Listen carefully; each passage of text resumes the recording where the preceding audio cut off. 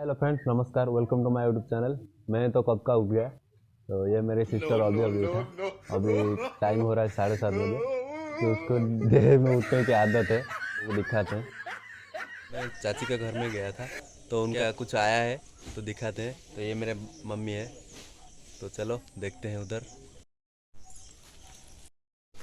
ये सब आया है।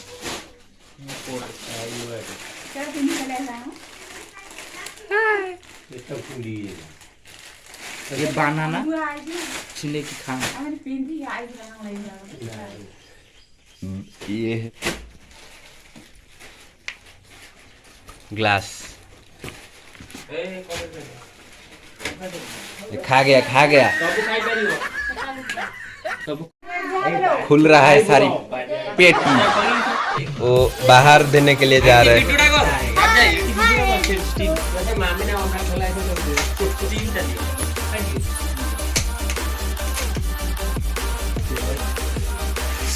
देख लो यार, चाची के घर से क्या क्या आया है, देख लो। इसको पता नहीं मेरे को क्या बोलते हैं। ये तो काला जामुन है। देखो देखो,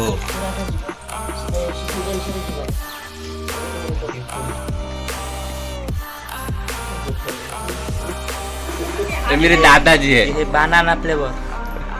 ये मेरी सिस्टर और मेरे दादाजी, दोनों की शादी होने वाली है। वो चॉकलेट फ्लेवर।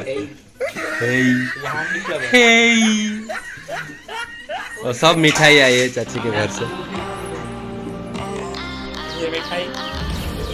ये सारे मिठाई मेरे चाची के घर से आया, देख लो।